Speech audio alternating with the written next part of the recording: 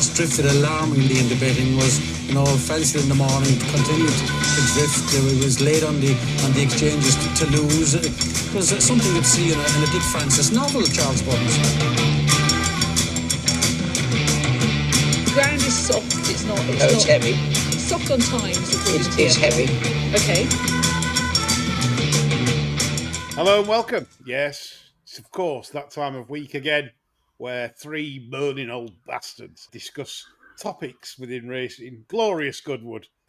That's got to be a trade descriptions act. We've got loads of questions. Thank you so much for all your content. There's some strange questions usually, but we've only got one this week, and that's probably breaking a record. Without further ado, I'm saying hello for the weekend to my two favourite cohorts and partners in crime on this show, which make it what it is, Chris and John. Good evening, chaps.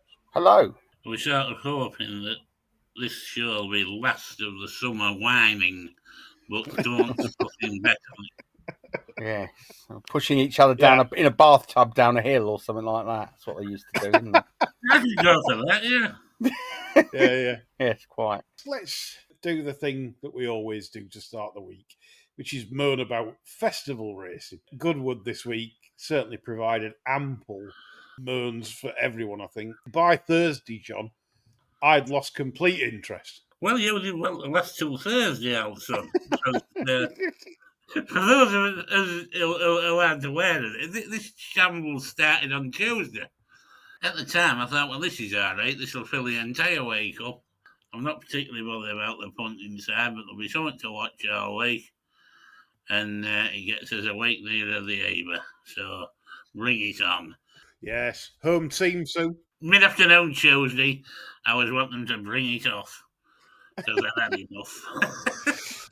Right, the ultimate question is why? This is the first year, because me and you are a little bit different in that you despise this meeting.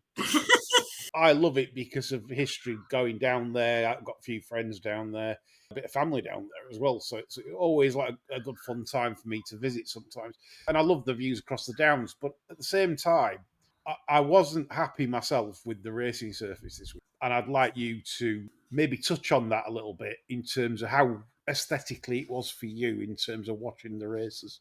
Let's just try and add a bit of context to this. For a flat festival in midsummer, we've had 5 horses pulled up with jockeys reporting the track as knocking the top off. Yep. 2 horses confirmed dead. We've had the 3-year-old champion miler elect possibly wrecked. That's, to my mind, entirely due to the racing surface. Adding to the farce, we had Kinross booted out of the oak tree beforehand. We had a complete farce with Singers of Song, who was either down in the stalls or he certainly had one of his legs the other side of the stanchion, and then he was taken out of the stalls, examined by Ernie, the fastest vet in the West, for a full 15 seconds. And then allowed to run. That's a favourite in a big handicap that's carrying plenty of public cash. We have a partial Sussex Stakes where our elite jockeys just chose to ignore a pacemaker. Group 1 flat race with a flag start where nobody's bothered about giving the favourite an easy 6-length lead. Yeah. For a start, if the deaths and pulled-ups had happened at Liverpool, the BHA would have sent a busload of office lackeys up there to feign concern and offer up a load of platitudes. But of course, as Goodwood's an old money course and has never been held to any sort of account with this overwatering malarkey since it all started here. This is like they say Zaire and the like was the birthplace of civilization. Goodwood is the birthplace of all the watering, the bastard child of Seamus Buckley, and has done nothing but expand over the years and pollute the sport. And that all started when a couple of horses slipped up and rained on firm ground on the top turn back in the day. Buckley and his water safety policy, really, has done this sport more harm than the Gambling Commission. It certainly ruined a lot of tracks for punting purposes. And now the true state of the racing surface is getting harder and harder to hide. Everywhere you look, there's rootless filth prevailing at many tracks where overwatering occurs regularly. As regards injury stats, those injuries this week, again, according to the BHA, simply took place on good to firm ground. Not watered good to firm ground, good to firm ground.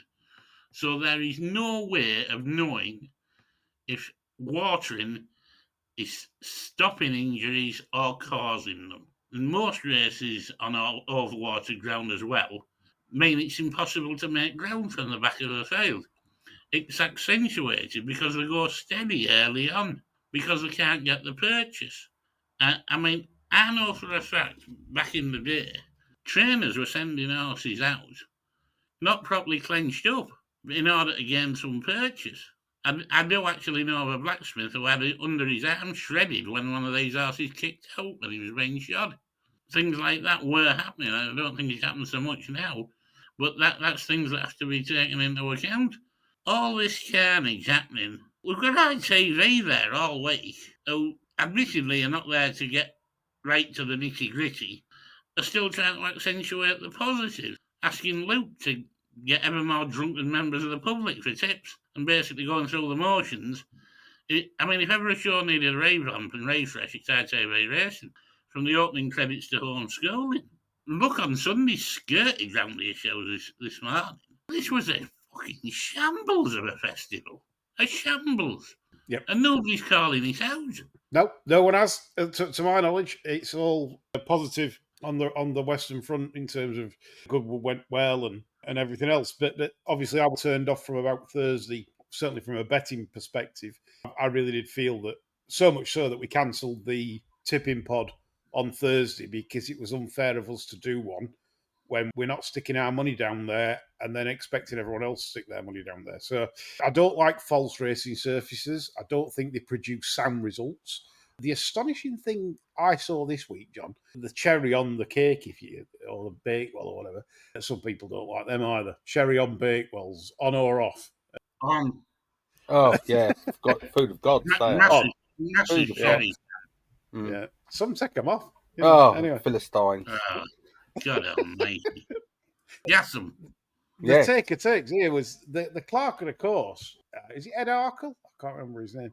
He came on, I think it was either ITV or Racing TV in the morning, and they were walking the track, and he said he was itching to water last night. And that was the day when we had 35 mils dumped on the track from thunderstorms that afternoon. Is this man sane? Buckley is the Geppetto to this lad's Pinocchio, isn't he? He's created this one.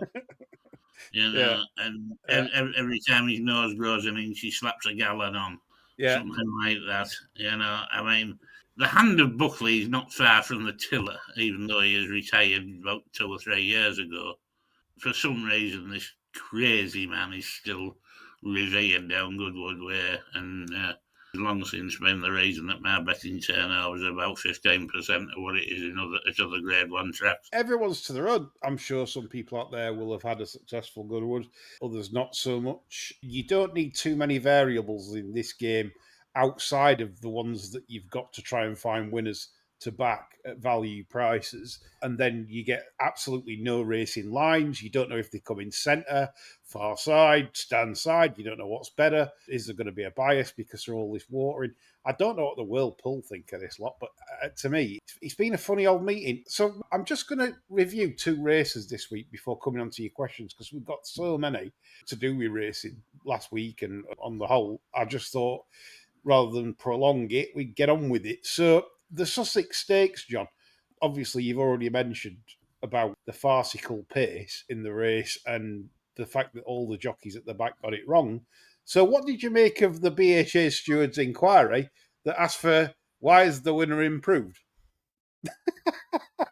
Isn't it just indicative of how far removed these people are from any sort of familiarity with the form book and what ought not to be happening on a race course? Because when they can ask a question like that, it just shows they're absolute idiots. They're right, though. It has improved, hasn't it? Yeah, it's probably 105. So, of course, the sectionals, of course, bared up that as evidence. It's time that probably BHA stewards also maybe get on the old phone book and sort of Times, etc., Race IQ, Racing TV for their analysis to work out whether a race was... Yeah, get Paige Fuller in to sort them out. Yeah. To be fair, sectionals are a very good way for stewards to see whether there's been a misjudged ride in a race, when they sometimes ban jockeys for letting one go off 20 clear. Yeah. Sectionals are a good barometer for saying, right, well, you have grossly misjudged this because we can see the evidence. But they just do it, I think, on the naked eye, which is not always the best way of doing it. Sometimes is, sometimes isn't.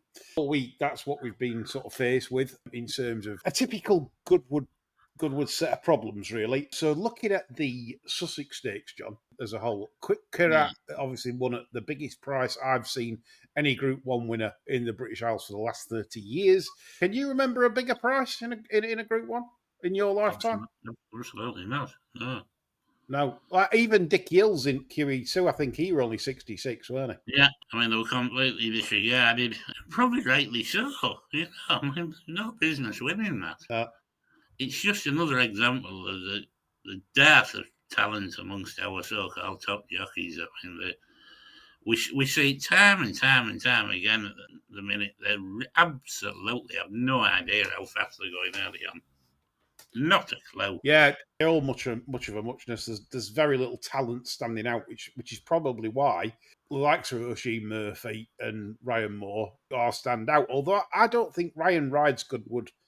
Ryan on the front's desperate anyway for me. I mean, yeah, if he gets an unfettered soft lead, the only way you can be sure Ryan's going to do anything decent is when he gets left alone and he can set Grand National sectionals.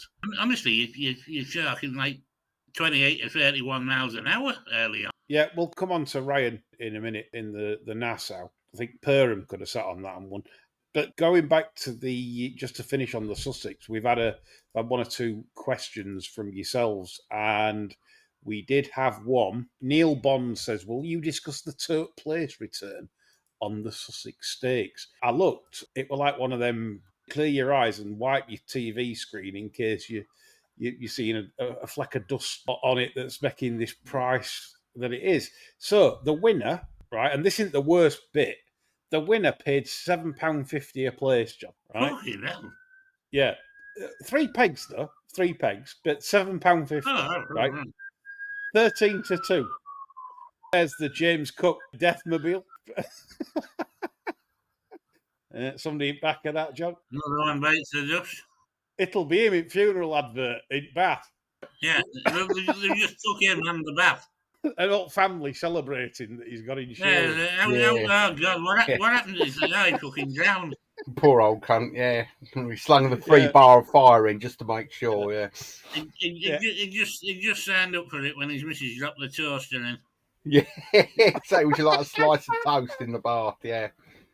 Yeah, fucking sling the telly in and all. Oh, God. Dad with a smile on his face, he got his funeral started. Yeah. Welcome his demise and looking forward to it imminently. Yeah, absolutely. Going on to the best part of the places here. So $7.50 for the winner, which is derisory. This is really weird. £1 and a penny for the second Rosallion. Holy smoke. 1 to 100 you got for your money on Rosallion to place. I think there needs to be a major investigation. Well, as we know, the AK podcast have done a grand job on looking at the tote and things like that. I wonder what they might make of that when they do theirs, because that is just ludicrous. 1 to 100 for Rosallion to be in the 3. Well, solid, like. Well, yeah. We could say they knew.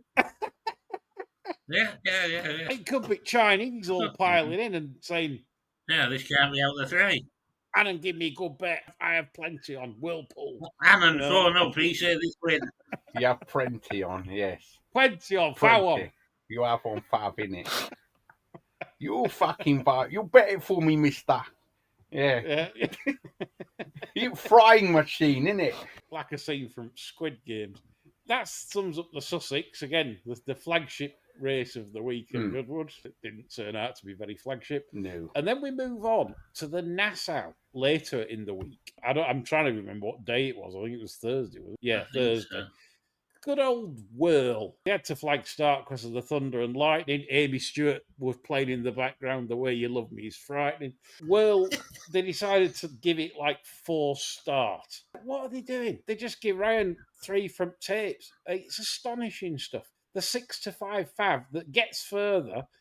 And it was a crazy, crazy thing to have done. What do you think to flag starts, John, for Group 1? I think if they're organised properly, there shouldn't be anything so desperate about them, as long as it's a decent distance. I mean, you're talking sprints, you're taking your life in your hands, aren't you, with them? But, I mean, races of that distance, they should be all right, but, I mean, they should have been called back, in all honesty. That was a ridiculous start. I just think rest of them, though, if you watch them at start, like, didn't look interested, didn't lead. If that had been me, and I'm on See the Fire, right, which is 5 to 2 second fav, I'm on Ryan's shoulder. I don't care if it's going to be Keane, because it's no good sat 5 lengths back. You can't win from there.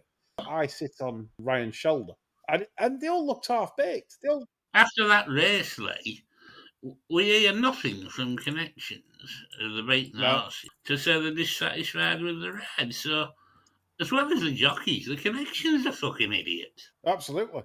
You know, I mean, they're absolute idiots if they're accepting crap like that. Poor Jeff Smith being called out by John as an idiot on this show for not telling O'Sheen. Evening, Jeff. Friend of the show. Friend of the show, Jeff Smith. Love your work, Jeff. Yeah, absolutely. Lock Song, my favourite horse. Not of all time, but it'd be in my top 10.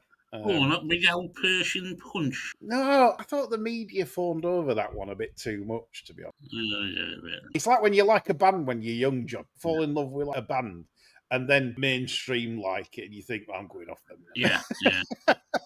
That's what it felt like. Anyway. It feels good to be a bit more left field, doesn't it? It does, like everyone likes to have their own little niches and opinions. And I were a bit like that with bands when I was growing up, but Chris doesn't like Safety Dance. He can't have a bar or anything. No, it's rubbish. Absolute nonsense. And I think you'll find the British public are behind me on this. In fact, you're in a tiny minority. Nope. It's awful. Everyone agrees. Not at all. It's shit. Finn Nichol sent us a screenshot today. That's you. That's one of your burner accounts, Finn Nichol. That is. He's not. He's real life. He works for Dragon Bet. He's a lovely lad. He sent us that. He's got it on vinyl. Nah, he's just trying to kiss your ass. He wants free publicity, and he's got what he wanted. Sponsors fuck all and get a free mention. Get in the sea. Fucking Safety Dance, honestly. You see, they've done it again. They've got me to mention Dragon. There you go. They have you. You're being played. You're easily bought with a fucking picture of the Safety Dance, and you believe him that he's got it on vinyl. He got nothing. There's certain people on Twitter that actually believe that as well. Let's go to more Goodwood questions. Damon Burler's been on. Goodwood was shit. Mm-hmm. Hey, 3 days too long. Yeah. This is a winning purse from John, I think. It's John's burner account, this one. I've never had a good Goodwood, let alone a glorious one. I seem to have the wrong side every time. One big price all week. I'll swerve this whole meeting next year. So again, that shows punters. You call us mourners, but look, everyone else is mourning. Andre Jordan says, poor going updates from Goodwood Clerk of the Course. He's just got it wrong. It's my view, but that's how it is. Kirsty Williamson was the one that sort of pointed out to us about the horses that were pulled up. We did know that anyway, but Kirsty, thanks for pointing it out. Ivor Weatherly's been on and said, would Robbie Supple have had a Connery at the flag starts at Goodwood? Of course, Robbie Supple was the one with the Cheltenham.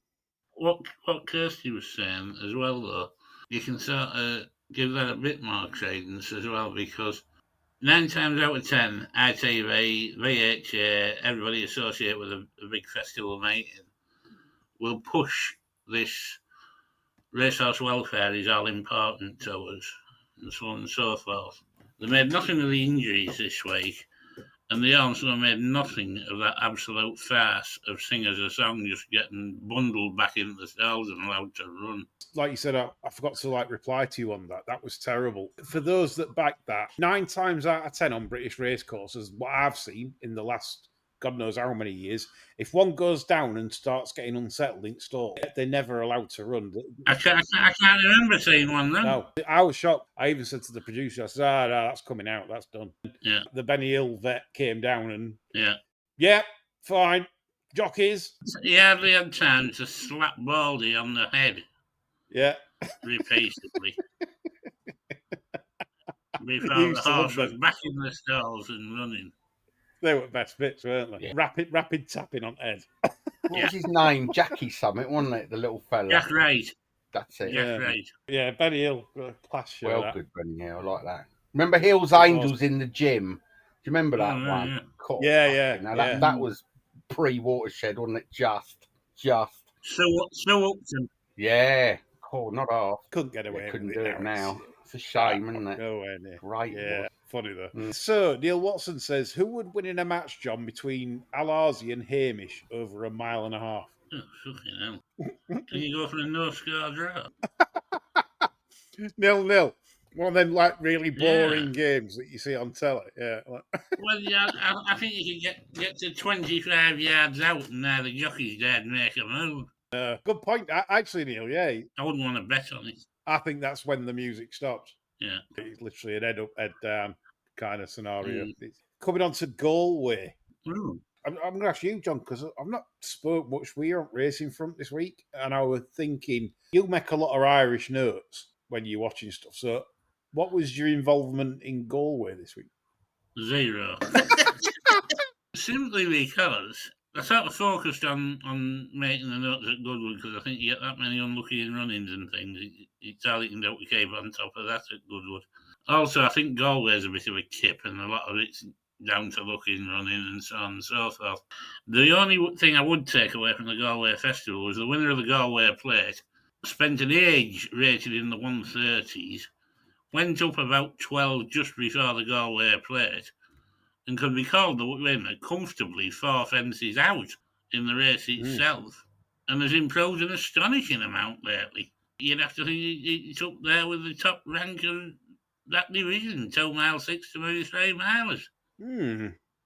Interesting. I thought that took a right bounce forward. The 2 highlights of the week at Galway for me, not excluding Jerry Hannon's commentary, it was certainly Glen Royal that we shamelessly plug now on our show. We tip this up on the bar, Stuart, as a very confident bet. This is a good horse. And Glen Royal did the business for us at Galway. So if you want to support us and you think these lads aren't too bad, really, it's the way to do it. Join us on Patreon. There's different services to choose from to suit all sorts of And we don't threaten to fight anyone if you don't join. So there will be no No, fight. we don't. And we'll have a little chuckle on that in a little bit. Obviously, if you're on Twitter, you'll probably know what we're on about. So talking about Galway, that's the first highlight was Glen Royal winning nicely for the baby Joseph. Superbly selected by Jack as well, who even said to Kevin Blake yonks ago about stepping it up to 12 furlongs. Lo and behold, Kevin Blake kindly retweeted Jack in terms of that's what they did, and they've got the just rewards. Might not have helped running around gaff tracks like Ballinrobe and Tipperary that are over 1 mile and 1. That's no good to anyone. Continuing, the biggest issue of the week, John, the farce regarding Dream On Baby yesterday at Galway at the 12 minutes past 3 race. Did you see? No. Right, I better fill everyone in then because we've been asked a question by Dave who says the farce of it. It's one of the weirdest things I've actually seen in racing in terms of what happened. They're lining up for this, I think it was a 3 mile hurdle race or something. He sat 10 lengths behind the field. The field sets off. He sort of sets off, but just at a canter and don't bother getting involved in race. So everyone's thinking, what's gone off here? Being withdrawn at the start. And that's so what's happened is they reported to the clerk at the scales that he was the only one to do what he was told at the start. So basically, they were told to obviously stand back, but he was the only one that did it. The IHRB decided, right, no, that's it. The stewards, no, it's a fault of the start. They deemed it a non-runner, but they didn't tell everyone till 10 minutes after the race.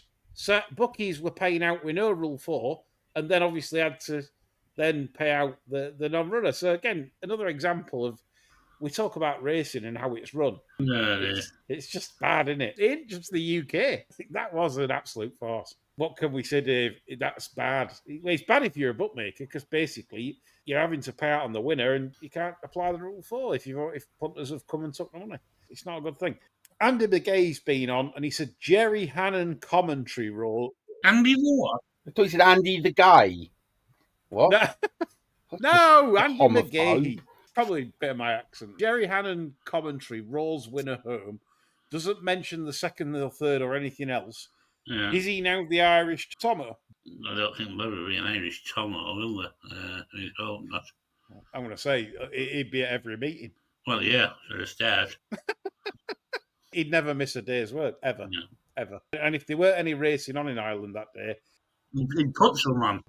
he'd have flown over on Ryanair and asked to do an English course. Yeah. That's the Irish Tomo. He would have swam. He wouldn't have flown, would he? Steady on, big fella. Jerry Hannon's got a unique voice, as we know, and not for everybody, is it? But there we go. I don't. Jerry in the last 50 yards is fantastic, isn't he? Shit the rest of the time. Do you remember that one that he did? For a while ago. Where the voice went. Yeah, like his voice had gone. He broke something, didn't he, mid-shout? Everybody thought like he were dead. That's it. He's done it. He's done it. He's died on commentary. Like a furlong to run. He's dead. Where's Jerry? He's gone. He's still here. Rap's been on. He says Rap podcast fully appreciate Chris is not a performing monkey, or his Irish impressions. I have a thought about doing Jerry Hannon in the Vinegar Strokes approaching orgasm. I wouldn't know where to start, and I think that's a dreadful question from a dreadful man. That's an awful thing to ask. I've never been present when the Jerry Hannon's close to the Vinegar Strokes. So how on earth would I know how he sounds like? Good God, man. What's wrong with these people? You need a VPN now, anyway. I've got one. It don't fucking work. That's your luck. Again, just for the benefit of our listeners, what is a VPN? Isn't it a virtual private network? Yeah, to get round the old porno ban, isn't it?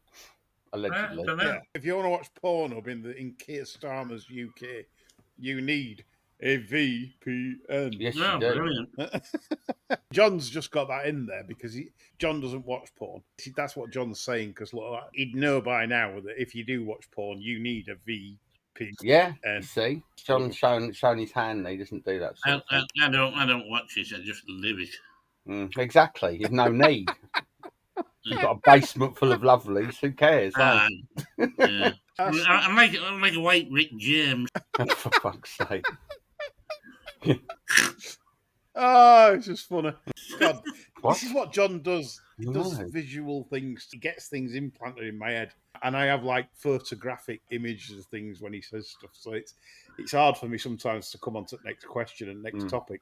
But the next topic, of course, should be the closure of Thurles Racecourse this week, a non-sustainable, profitable model. They've been dipping into the cash reserves for yonks, and it's just not gone their way. They had to cancel meetings ages ago due to really fast ground. They couldn't get enough rain in the area to basically help. They lost a lot of revenue, and I think that's really sad. Thurles was a great punting medium for many because you just got on the front end and back the front end. But unfortunately now that's gone. No more Thurles.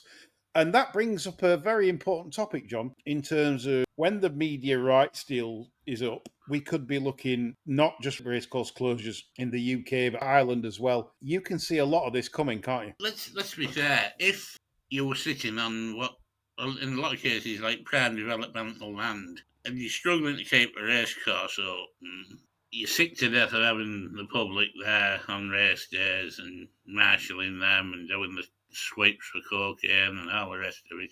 And there's millions upon millions upon millions of pounds available if you sell that land for development. Seriously, brother, what you gonna do, in the words of Hulk Hogan? What you gonna do when cash mania comes looking for you? And that is as simple as that. They're gonna want to be out, these people. I can't blame them. Again, racing had the opportunity years ago to take more control of this, chose not to, let it drift, and here we are now. I think we could be looking at 15 racecourse closures in the next 5 years. it won't be a case of the game rationalising itself. It'll be a case of the game losing some key courses, I think. Liverpool was always under threat back in the 70s and what have you. I think that threat will return, you know.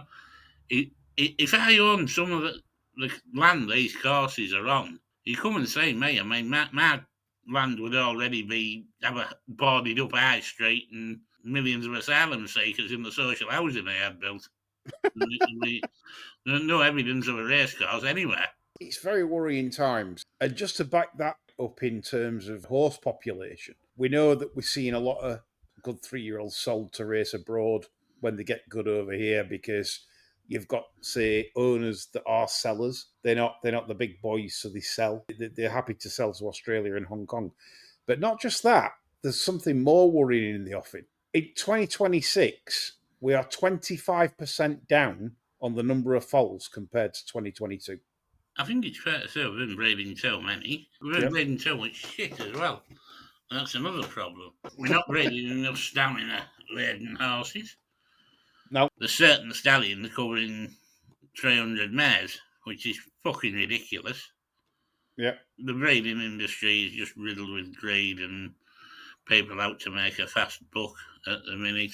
It needs bringing down to earth. That is what I would call the market probably rationalising itself eventually.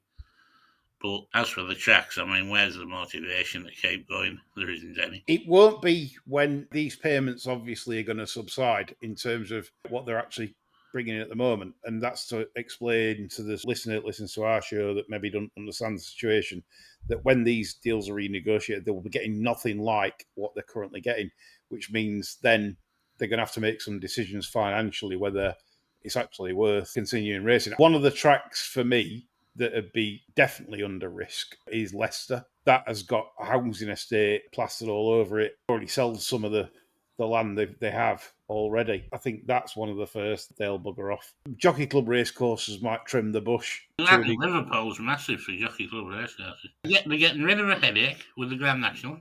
Yep. Because it's such a famous site, they'll probably get 30 to 40% more than they would for regular developmental land. Expect huge changes in the next 5 years, folks. There's going to be a lot of change there in terms of fixture lists and stroke race courses available to host racing in the Bar Steward's view. Other racing questions. Carl's been on William Buick. Is he past premium use by date?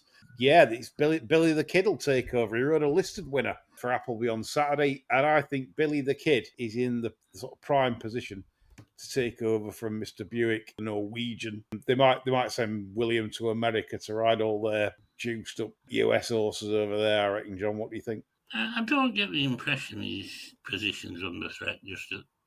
Not now. No. I'm jumping the gun a bit. Yeah, I think you'd probably take another 5 years out of this Buick. That would be about the right sort of time for Billy the Whiz Kid to take over, I would imagine, unless Warren Fentiman's leapfrogged over him. Leapfrog, you see what I did there, folks? Yeah, no, you had to explain. But that's the thing with me, I'm so shit. Right, John had to explain that. What do you prefer, Junior Frog Eyes? Do you like Spawn. Spawn. Tadpole. The Tadpole. Yeah. That's his name. Warren Fentiman on the bar is the Tadpole. Yeah. Absolutely. There we go. We've got this off to an art. Bill Carson, Charlie don't surf, but he has trained a winner on the flat given to him by our American cousins. One in the eye for those frog. Charlie Fellows. Yes. Well, he's not done very well, has he? I mean, he's had one in America, but he could do with a few in this country before the end of the season, surely, to God. Yeah. Justify that operation in your market. I mean, Christ, come on. Billy Bunt has been going on RE Thurles. He said it'll be bought by John Magnier and will race again. And he's got 100% no doubt about that, John. I've got 100% no doubt John Magnier won't be. John versus Billy Bunter. Here we go. Take it over the Buffy. Rob, leading on from the sprint division being so weak, I agree there, Rob. It is. Despite breeding for speed, we've got the weakest set of sprinters we've ever had. What's going off? But he says, what would you say now is the most lucrative type of horse to buy to maximise prize money? 90-odd rated sprinter or a rocking horse. Maybe one of them that you put 50 pence in outside the shops and you stick a kid on and let have a toe on it ride. Yeah.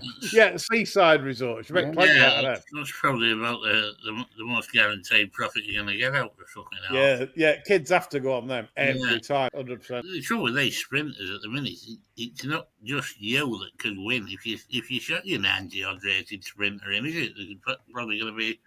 I mean, fucking hell, we could end up with a maximum fail for the Nunthorpe the way this is. Well, I mean, JM Jungle winning the King Joe. What was it rated 100? For the last 3 group sprints, nothing's been rated bigger than 105. No, it's weird, isn't it? Yeah, mate, no way. I know. Strange times we're in at the moment. It is, honestly, to see this kind of level of horse winning big races. It's a good question. I would say lucrative type of horse to buy are stayers, because milers, if you've got a bit more money to sell to Hong Kong, because you want a Britannia horse, or if you want like Gay Waterhouse to come across in like she's been in Bruscott's Crypt for a week and then turns up at the sales, and she might give plenty for your staying horse to take over to Oz. Not a fan of Gay Waterhouse. Yeah, I'm just saying. It's like just a Crypt reference, you know. She's been going fucking ages. Yeah, does she actually look like she's been going ages? Yeah. All right, fair enough. Yeah. So yeah, that's what I'd do. Be a staying type or a miler, because milers, King Kong would buy droves. You got a 3-year-old miler that ends up being 95 come June, and it looks progressive. But you're in the money. That's how it is at the minute. Paul Tompkinson's been on. What will Lord Allen do about the race times between At the Races and Racing UK, i.e. races going off with little or no time to preview, let alone watch? They need their heads banging together. They're doing the industry no favours at all. And have they consented to Lord Allen or joined up in a thinking plan? Well, you don't know what's been agreed with Lord Allen yet. And I would imagine race times are somewhere down his pecking order, because, there's a fair few things he needs to deal with before he gets onto race clashes and things like that, But you'd hope he could have somebody on his team he could delegate that to, wouldn't you? Really? Fucking hell. If he goes into the office on the 1st of September or whenever the hell he's taking up post and says, right, bring me all the details on time clashes, you just have your head in your hands, wouldn't you? Lord Allen, for me, he'd only take this job if he could make significant change. I think we can gather that, because that's why he hasn't taken it up for ages. But I don't know what he can do or he fixtures, because I agree when it as in fixtures are currency. So I don't get the fixture situation, how that could be brought into house. It's like I said earlier, if you're gonna go for fixtures, you've got to play super hardball and threaten to remove a horse's licence if they don't play ball. That's the only way you can get around that. It's true, but then you can think of the other side of the coin, where I don't think ARC would even think twice in breaking away. Absolutely, yeah. I mean, it would. I make no bones about it. It would cause absolute carnage. It would be a very, very different shaped game that came out the other end of this. But it needs it. It does. I've been listening to this show for a long time. In the years coming, the landscape is going to change massively. It's like the world's before monkey, isn't it? Really? Primal chaos reigned. Born in an egg on a mountain top. Yeah. Dear God. I know. We're shit, aren't we? Really? We're not even totally shit anymore. Roscoe's been on, and he said after renegotiation of the media rights, we will lose at least 5 courses within 2 years. Obviously, the land is valuable for building anywhere. The future will just be a handful of all-weather tracks, acting as bag service to give lip service to horse racing punters. Roscoe, you can't say things like this, because if we say things like this, we're just negative bar stewards. Yeah. Roscoe's having a lovely weekend, isn't he? Yeah. Beat Coltrane. The power on that can go both ways. It can. So I'm being positive here in terms of yes, it can go that way. B, it could go an alternate direction, which ain't too bad. It depends who you've got pulling the strings and running the show. Is Lord Allen the answer? Let's hope so, because that's what it's probably going to come down to. And how hardball he can probably be in playing all the different factions. Put it this way, if he's not the answer, my next guess is Debbie McGee. You'll like it, but not a lot. Exactly. He's dead though, poor cunt, isn't he? Yeah. I mean, Debbie- not him. Well, no, but he was using Paul Daniels' catchphrase. So I was just reminding readers that listening rather. He's not lost. He's not lost. He was a little twat. Yeah. There's been lots of questions this week on Daryl Carter on Twitter, I believe. I'm not averse to a Twitter spat. I'm not really one to talk, but it's one of them where I think Carter probably lost it, probably the worst I've seen him. But then, Chris, you've got sort of a take on this, haven't you? Yeah, I mean, listen, I people getting all sort of jazzed up about it. I mean, it's either he is genuinely upset and he's got some issues going on, so people should kind of respect that or at least understand it. Or the other take is that he understands quite shrewdly that attention is the new currency. I mean, that's the way social media goes. I don't think he's bothered. That video of him talking got thousands and thousands and thousands of likes and views, etc. And that's what social media is. It kind of doesn't matter what you say as long as loads and loads of people look at it. And bloggers work that out. He's been criticised by everybody. People call him an idiot, a grifter, a shill, and yet still people will sponsor him. And they sponsor him because he knows that he attracts lots of pairs of eyes. Now, I wouldn't class Daryl Carter anywhere near the same kind of category as blog. I mean, Daryl Carter, is a judge. I mean, he obviously had a very successful column with Betfair, big career with them. So, but my point is, attention is the new currency. And I think that's the most important thing on social media, not what you say or indeed how you say it. I just think, all right, listen, he probably said some things he shouldn't do, but, there's people say, oh, you should stay off the packet, mate. I mean, listen, people have got their own problems that, they sound off, so what? So what? One of them for me. I've not seen him be as bad as that before. Yeah. So there was some maybe issue in his personal life, which he's actually posted that today. Okay, so move on, isn't it? It's a guy that most people have never met said some intemperate things on the internet. Well, that's what the internet is now. That's what social media is. I mean, you should never. So I don't trust literally anything I read or see or hear on social media now. I really don't get it because I know that the currency now is attention, and I think for businesses or sponsors or whatever, as long as you can get loads and loads of people looking at it, talking about it, that's a good thing.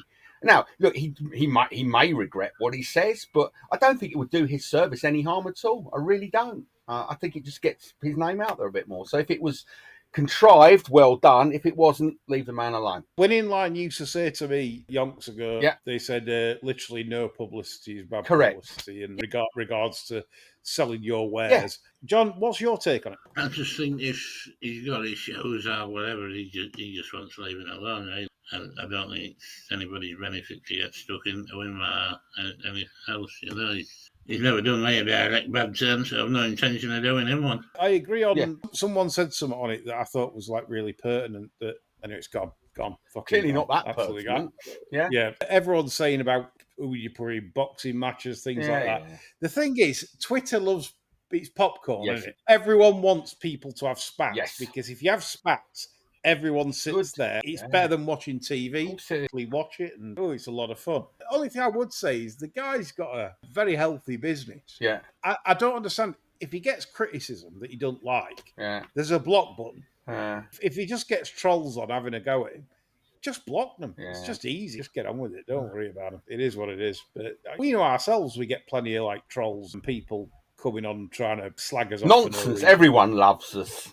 Find me one person that doesn't think we're the greatest thing since sliced bread. You can't, can you? You can't. We think we're great. No.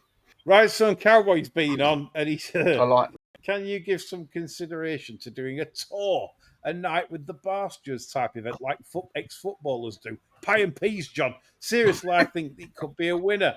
Half a dozen nights across the country would be a proper good night out. Master of ceremonies, Are we on tour? Should we do a tour? If we did our Mez Crags's pubs, we could do 36 nights, couldn't we? Yeah. We could actually. The only thing is, I think he wants a round the UK tour, John. Cool. I think they're trying to just about get around the UK now with all these. We'll pack out a Yeah, phone yeah. booth, I think, for that, don't you think? I don't know. He thinks we'd probably fill boozers out. I don't think so myself. Yeah, But there we the go. smallest pub in the world. What do listeners think? I don't think so. But anyway, Davis has been on. He keeps going on about this. He goes, Donaldo and Vlad have both hit the He's button, obsessed, and isn't with he? 25 minutes left, he thinks we're all going to fucking nuclear war, does Yeah, Davis? I know. What would Twitter be like in that time? Well, I don't want to give a fuck. Fucking Simons, I would have I thought. know. Fuck's sake. If you've last 25 minutes, you hug your loved ones, you have some round trees jelly, maybe some angel delight. And go round and kill Davis. That's what I'd do. Yeah. Finish him off. Yeah, fucking iron him out. Yeah. He's only wants a Absolutely. nuclear war because he's bought a funeral plan. He wants to get some value out of it. That's why. Honestly. Yeah, that's what it is. Yeah. Disgraceful, man. Yeah. Really. Purse has been on in 2018, the Peugeot 205 GTI. Yes. We owned from new and had when we got married appeared on eBay. Unfortunately, or fortunately, I was outbid at the last second. Is there anything from your past that you'd love to buy back? What the fuck's this swap shop? Yeah, I know. Multicoloured swap shop. You know? Is there anything you'd like? It could be anything, any possession you'd think now you'd like to think, I wish I had that back. Yeah. Yes, some two-tone brogues that I had in the 80s. Dark blue and grey. Fantastic shows. Yeah. We'll stop making them. Have they? I'm sure you can get them somewhere, I'm sure. I think so. If I still played cricket, it'd be this bat I had that I bought from Hang India. on. Bat that you had, right? Yeah. Bats have moved on to such an extent Oh, no. that fucking Stephen Hawking can hit a six with one of these. Yeah, now. they're extraordinary I know. technology, isn't it? I know, but I love this bat. It had such a sweet spot. What make was it? BAS. Ooh, It don't know was that. from India. Okay. I paid about 210 quid for Fucking it. hell. That was back in the early Was 2000s. one of those aluminium bats that Dennis Lilly used. Remember that? No. Fucking, Yeah, he was I do. knocking them out the ground with fucking aluminium. I know. Yeah, This I had like a them. right sweet Yeah. spot on it. Even so, Captain used it once Yeah. because his bat bust. Or our team, he got a 50 easy, and he says, "Fucking hell, that bat's good." You hit that in middle, Boom, it goes. out, Yeah. gone. So you ain't fetching that. Yeah, that'd be mine.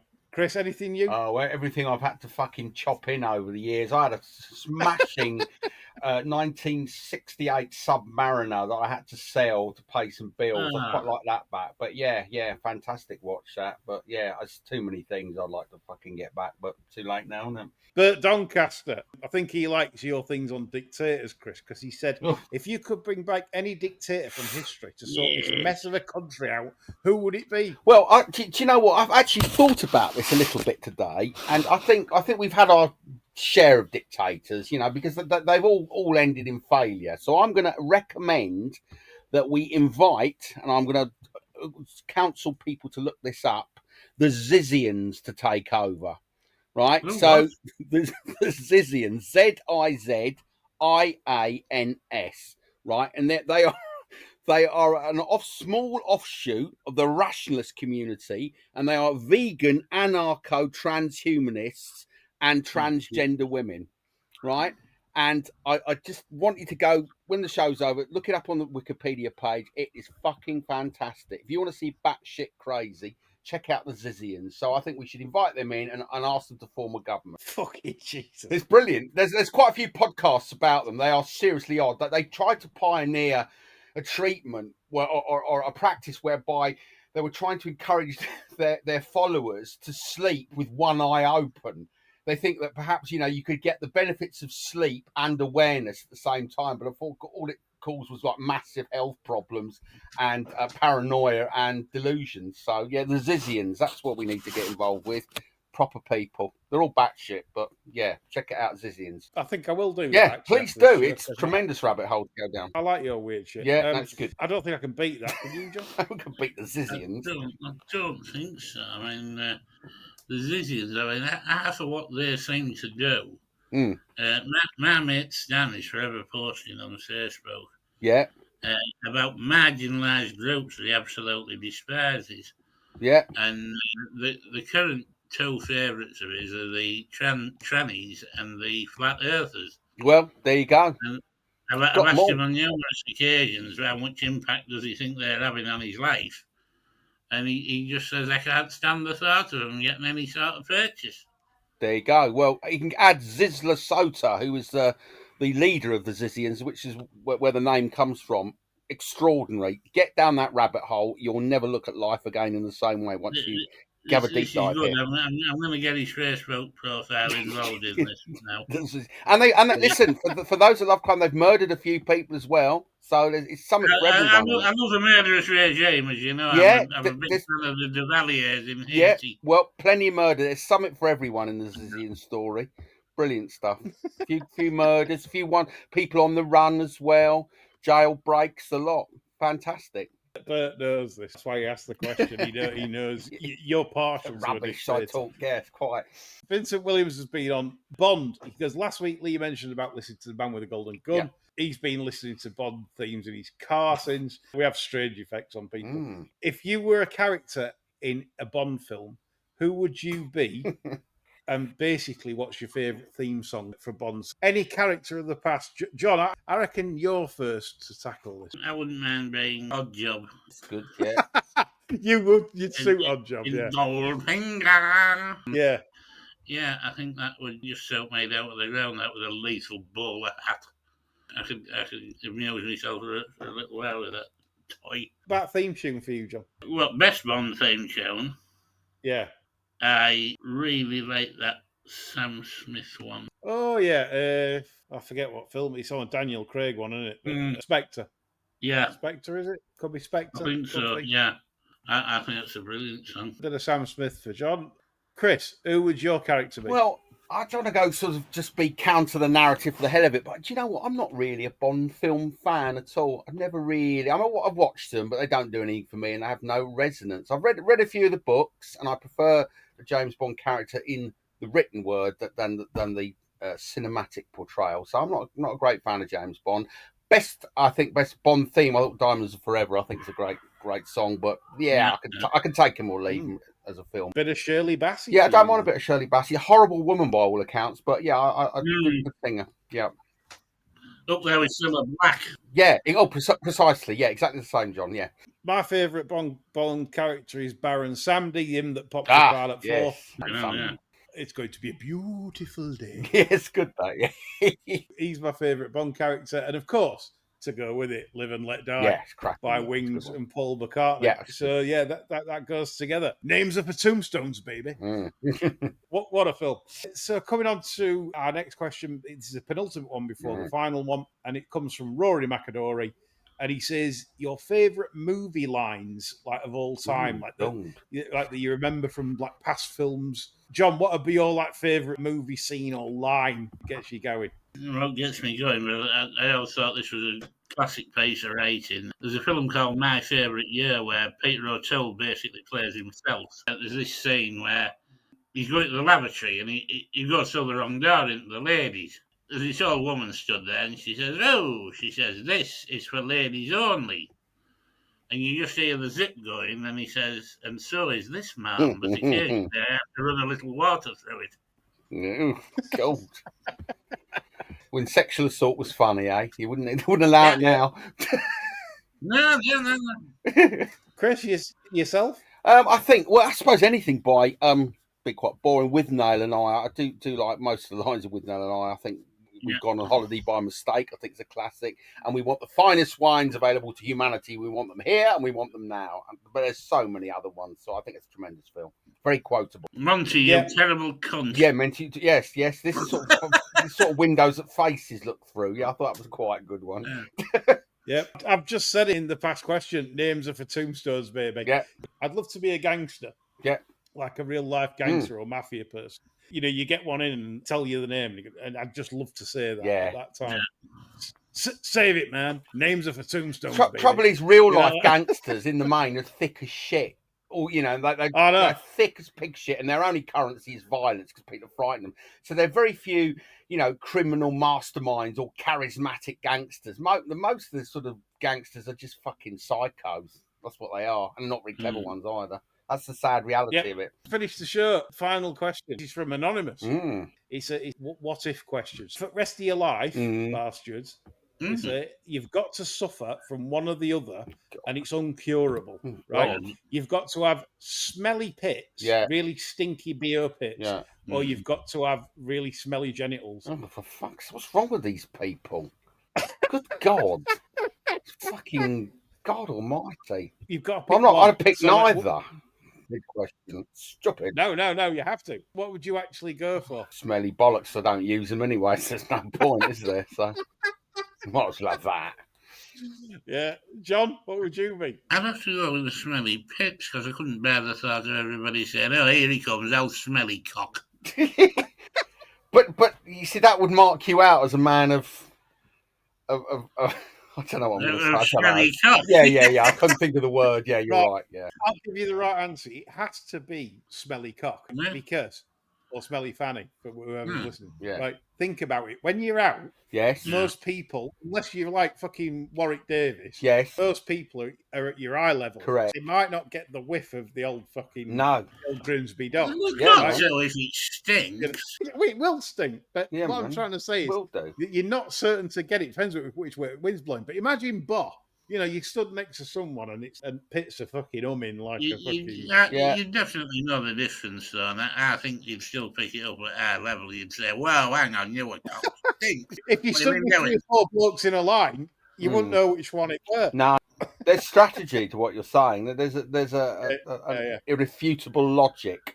So I've actually thought about it. I've actually spent some time thinking about it, and that was the logic that I came with. If you had 4 blokes in a line, you just say, which of you cunts has a smelly cock? Well, no one's going to cough to that, are they? That's the thing.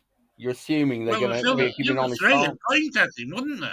Well, they wouldn't. They wouldn't necessarily know, would they? Well, if they knew, how come the bloke pointing out doesn't know? They didn't have. No, so... you see, your argument collapses under its own internal logic. You see, it's got to be. How much did we get on this? There was only one weird question this week, so there you go. There it is. Peculiar, isn't it? Yeah, I think on that note, we've soiled ourselves there to finish. Yeah, that's you what it is. I'm afraid. but, yeah. Well, yeah. Come and join in the fun next Sunday for some more shit because it keeps everybody chipper despite shit things in racing and everything else. Life. Carry on regardless. Yeah, man. Bye for now.